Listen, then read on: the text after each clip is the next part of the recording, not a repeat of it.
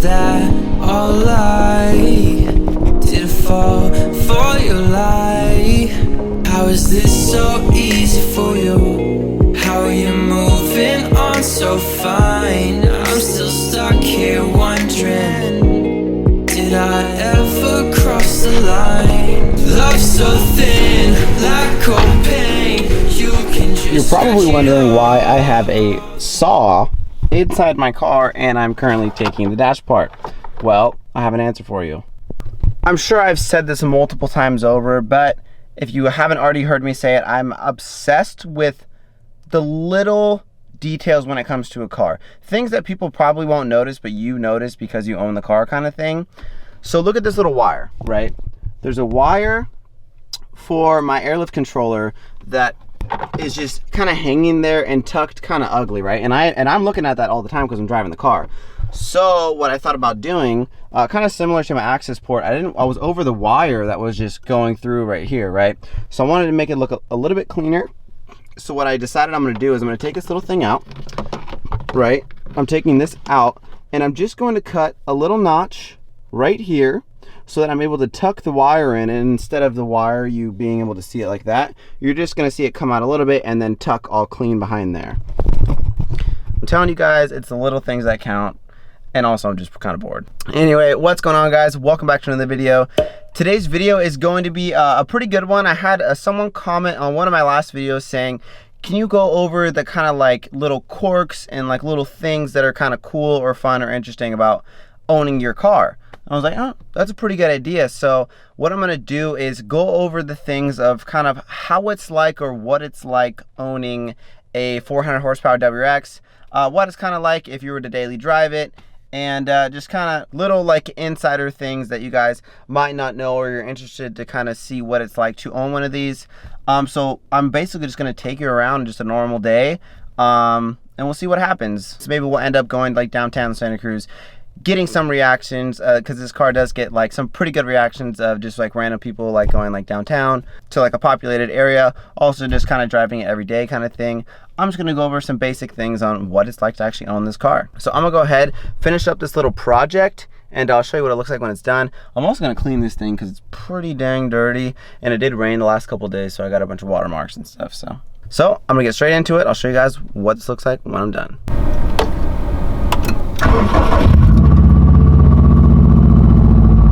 Alrighty, so just finished up this little wire tuck. As you can see, goes through, just kind of tucks in right there instead of going all the way down and around. I don't know, it's just me. I think it looks a little bit better, just a little bit cleaner. Don't have a dangly wire that comes around here. I might just be OCD, not really sure.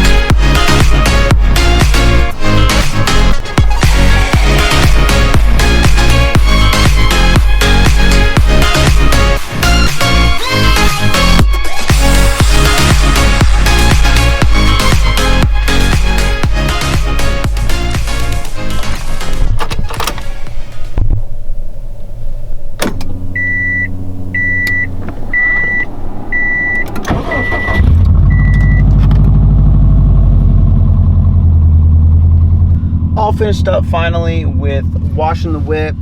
Now it's time to get a little gas, go on a little cruise, and talk about what it's like to actually own this car.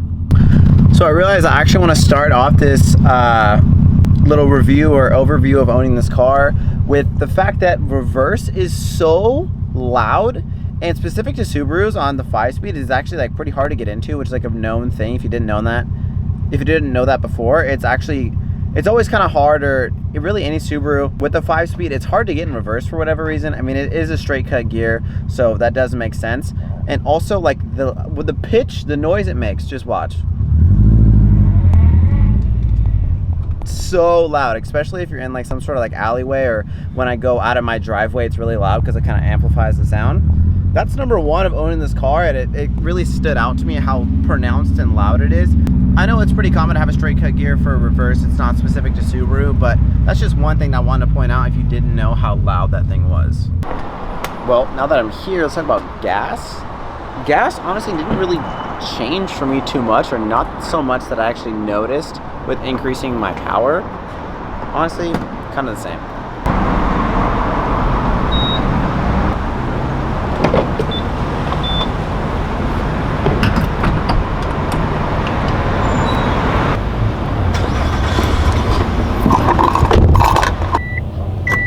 All finished up getting gas, and let's just put it this way. So I live in Northern California, and for me to go to Southern California, I took this car when it was 100% stock down south, and I had to fill up one time about halfway there.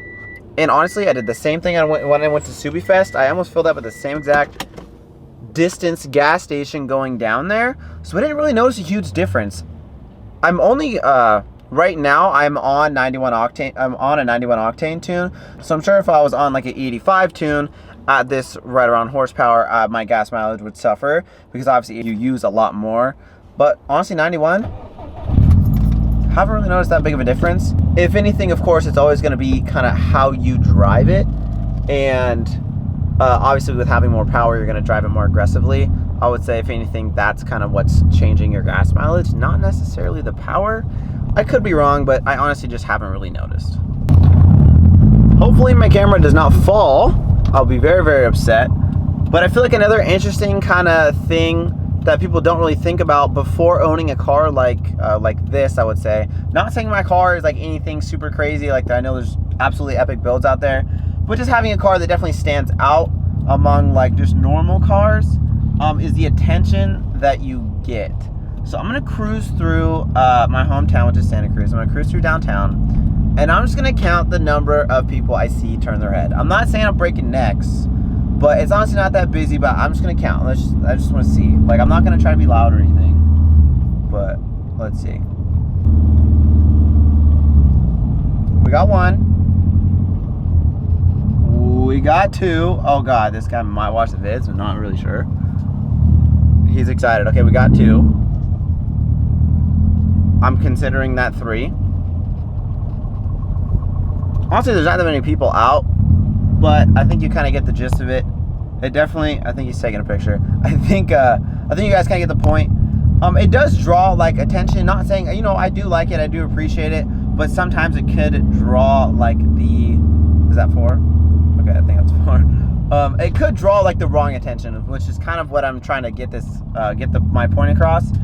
Is I really do try to stay low key, and I honestly don't take this car out that much, just because, you know, I am scared to get pulled over. I don't really like the attention, because a lot of people will instantly think, if they don't know you, that you're just kind of like that asshole with that car kind of thing. And I'm just kind of scared that they'll mess with my car, or I don't really want to park in like a public place because I don't want anyone to like key my car or anything. Like, I don't know, I might be like just super paranoid, but I don't trust a lot of people. Not saying that I live in like a sketchy neighborhood or anything, but I just don't trust a lot of people. I have experienced it in the past, just people like messing with my car, and just like I've just seen it done to like other people's car. I'm just not about it. I'd rather not be in that situation. So that's kind of like the one downside of having a car like kind of at this level, if you want to say, is the attention that it brings. Yeah, you know, it's good. I do appreciate like all the love for the most part, but there's going to be the people that, you know, try to bring you down, like hurt your car in any way, or just kind of stuff like that, and also like attention from cops. I don't know. It's always a balance, but I think the good outweighs the bad in that situation. I'm just super paranoid when it comes to my car. That's 5. Sweet.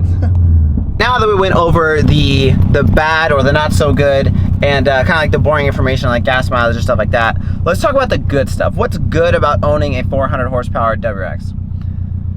It really comes down to the feeling when I initially get in this car for not driving it for a little bit, and just getting on it and doing a pull. Honestly, there's literally nothing better or nothing that's gonna like bring so much joy so easily. And I don't know, it is kind of hard to explain, but I'll do a couple pulls. You'll hear the noises that I get to hear, and hopefully you guys can kind of relate. Now this is pretty difficult filming, shifting. I should have really brought like the camera little stand for the window, but just so you guys can like kind of understand, or you know, trying to be in the cockpit, I'm trying to put the camera where my face is. This is basically what it's like. This is what I get to see, and this is what I get to hear, just for a second.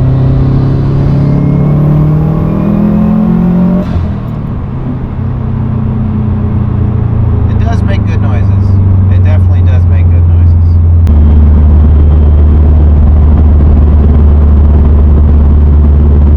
This is what it's like, just kind of cruising around. This is my kind of point of view. Hopefully it's a pretty good view. You can actually see like what I'm looking at.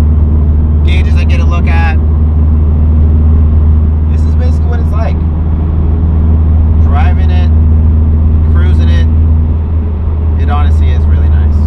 I'm trying to make the video feel as if you guys are in the car kind of thing, and you know what it's really like to be behind the wheel, drive the car, feel the car.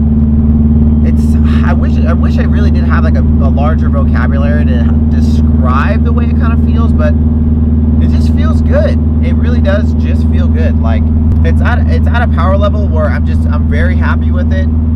I feel like any more would be kind of ridiculous as far as like tight mountain run kind of thing.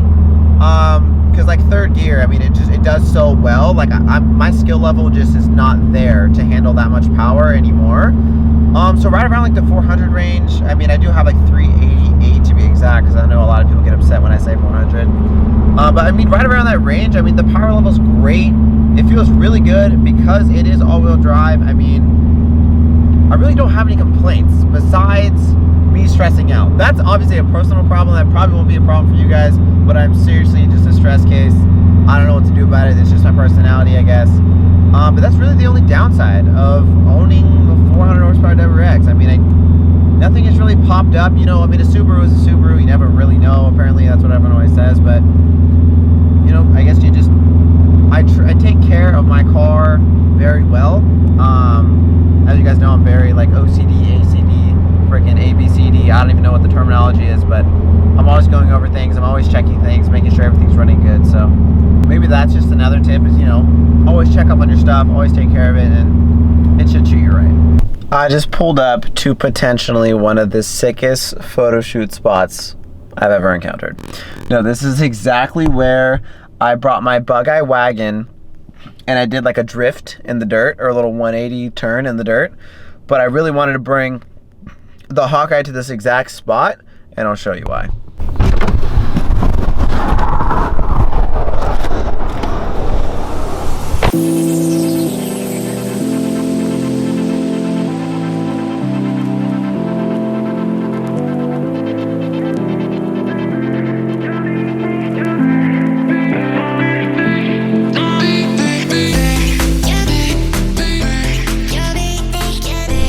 As you can see, it is pretty sick out there. It's honestly not as cool as I thought it was gonna be when I brought my car here. Nevertheless, this spot is really, really sick. The waves are going off. Yeah, you will not catch me out there. Anyway, I think that's pretty much all I got for today's video. Just someone kind of brought it up in the comments and wanted to, you know, get my opinions and little quirks and features of, you know, owning this car. And that's pretty much all I got, you know, just to kind of sum everything up. Overall, you know, if you don't have a Subaru yet and you're thinking about getting one, is it going to be what you're expecting? I would say initially, it's not exactly what I expected. The very first time I got it, I was pretty excited, but it was 100% stock. And I think with any car, over time, you building it, that's what makes it special and can exceed your expectations. Buying this car, 100% stock, I don't think it's exactly what I expected it was going to be, which might surprise some of you, but building it over time and putting in so much work, so much actual blood, sweat, and tears into this car, it really does make it special. It doesn't necessarily have to be a Subaru if you just watch me. For me, you know, if it's going to be a BMW or an Evo or anything like that, I really feel like that's what kind of makes just cars special in general. And I don't know, that's kind of just like my first thought when it kind of comes to that. I think any car can be made special. If it really means something to you, then that's all that really matters. I feel like I'm going on a little bit of a tangent now. If you guys enjoyed this video, make sure you let me know. And also comment down some future video ideas that you guys are kind of dying to see. I really want to produce content that you guys kind of give the ideas, because of course I want to make videos that you guys want to see. I don't just want to throw out random videos and kind of hope you guys like it kind of thing. Either way, I hope you guys enjoyed this video. As always, I'm going to catch you guys on the next one. Peace out.